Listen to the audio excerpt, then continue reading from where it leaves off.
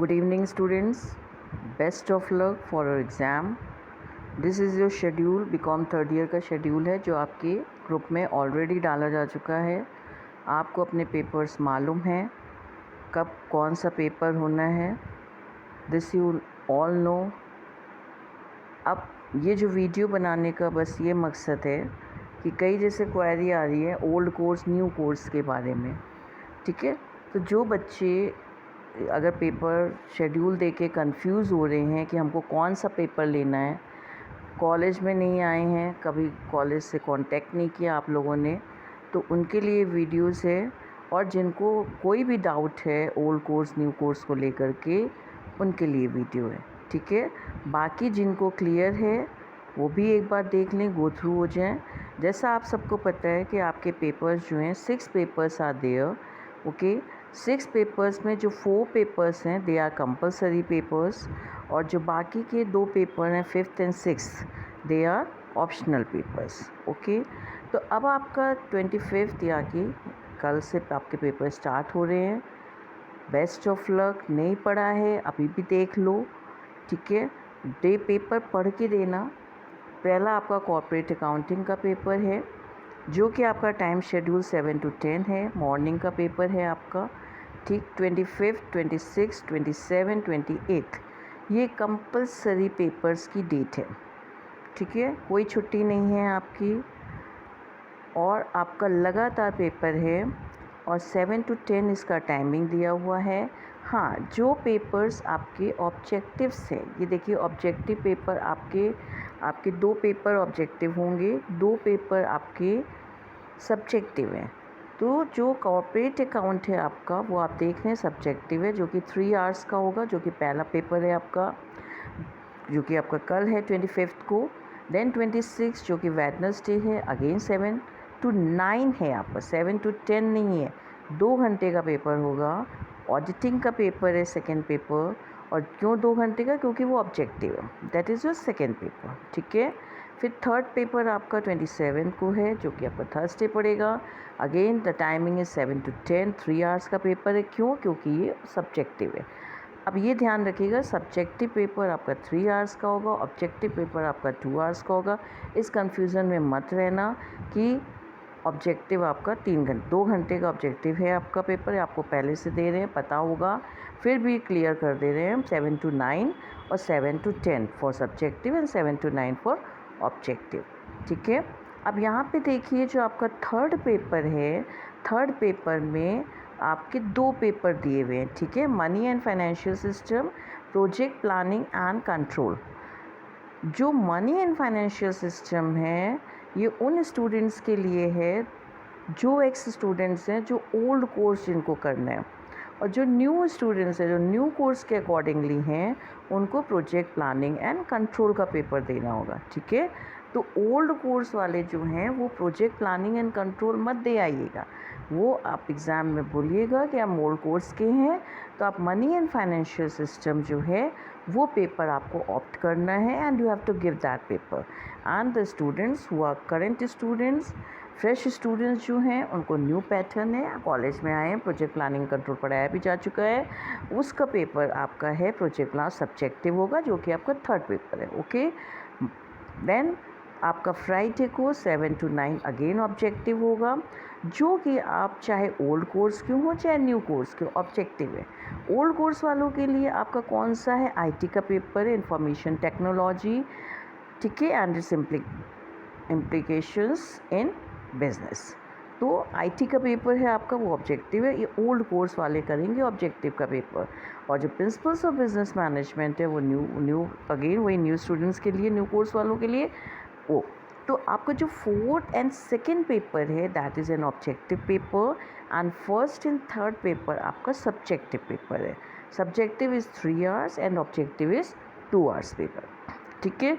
Old course new course ध्यान रखिएगा कि जो ओल्ड कोर्स के बच्चे हैं वो अपना ही पेपर देंगे जो साफ साफ मेंशन्ड है आपका, और न्यू कोर्स वाले जो करंट हैं वो ऑब्जेक्टिव देंगे, ठीक है। तो इस तरह से आपके 4 कंपलसरी पेपर जो है वो आपके 28 को फिनिश हो जाएंगे, दैट इज़ ऑन फ्राइडे। अब आइए ऑप्शनल पेपर में।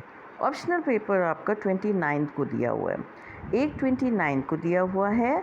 ऑप्शनल में देखिए 2 हैं, हम लोग के कॉलेज में 2 पेपर्स हैं, जो एक FM है और एक मार्केटिंग है, यानी फिनेंस का ग्रुप है और मार्केटिंग का ग्रुप है। और जो ये जितने भी दिए हैं ये सब ऑप्शनल पेपर्स हैं। अपने कॉलेज में सिर्फ फाइनेंस और मार्केटिंग में ऑप्शन दिया हुआ है। जिन बच्चों ने मार्केटिंग लिया दे विल, उनका पेपर जो है, चाहे मार्केटिंग लियो, चाहे फाइनेंस लिया हो, चाहे जो भी और ऑप्ट किया हो, वो और कॉलेजेस के लिए होगा। बट अपने कॉलेज के लिए सिर्फ फाइनेंस एंड मार्केटिंग है, ये आपके एडमिट कार्ड में मेंशन्ड होगा, ठीक है। तो उसका पेपर आपका 29 को पड़ेगा, डेट इज़ ऑन सैटरडे। और जो दूसरा आपका ऑप्शनल पेपर होगा, सेकंड पेपर जो कि 6 पेपर होगा, वो आपका 1 तारीख को होगा, ठीक है, डेट इज़ ऑन मंडे। तो आपके देखिए लगातार पेपर्स हैं। अब आप देखिए जो 29 को पेपर है आपका, वो ऑप्शनल है। जिन्होंने फाइनेंस ग्रुप लिया है, और ये सब सब्जेक्टिव होना है, जिन्होंने फाइनेंस ग्रुप लिया हुआ है वो C1 देख लेंगे, और C1 में फाइनेंशियल मैनेजमेंट FM का पेपर देंगे, ठीक है, 3 घंटे का paper.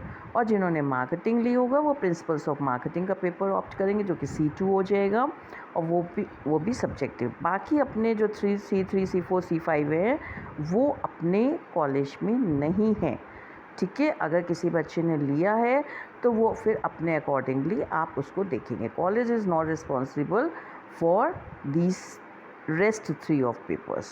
This you have to tell to the invigilator and he or she will give you that paper.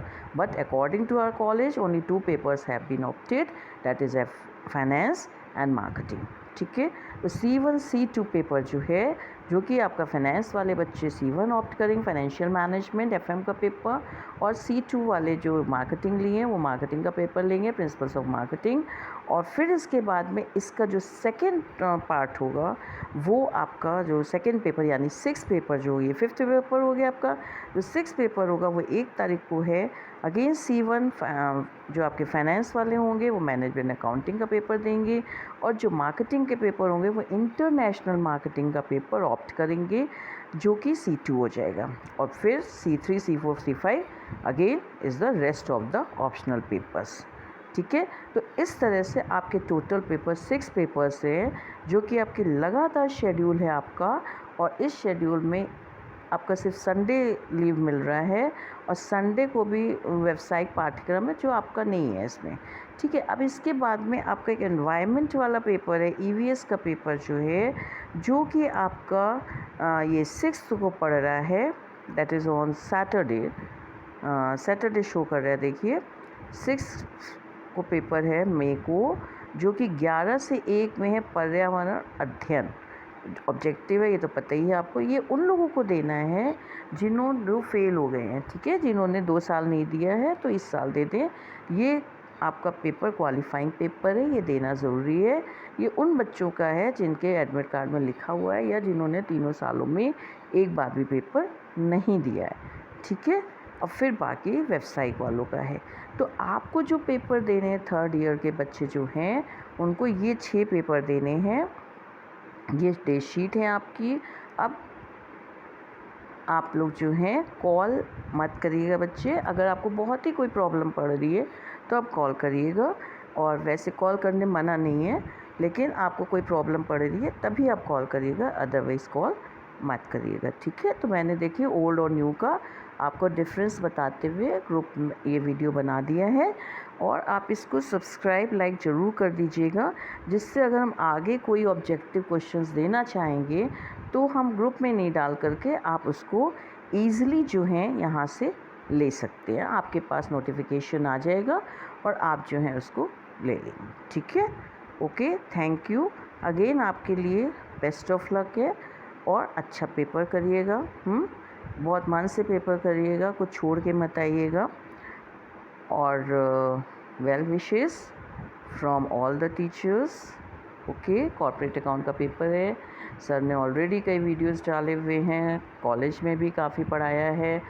और पेपर्स जो अच्छा करके आना और कुछ छोड़ के नहीं आना। अगेन वही हम बार बार बोलते हैं कि सिलेबस आप निकाल लीजिए। अगर जो बच्चे बिल्कुल पढ़ने वाले नहीं हैं, जो नहीं पढ़ रहे हैं, जिन्होंने एक भी न्यूमेरिकल नहीं किया हुआ है वो सिलेबस देख करके उसके जो फॉर्मेट है, जो उसके एंट्रीज़ हैं, या जो भी आपका थ्योरेटिकल पार्ट है उसको पढ़ के जाइएगा। पेपर छोड़ के कुछ नहीं आइएगा।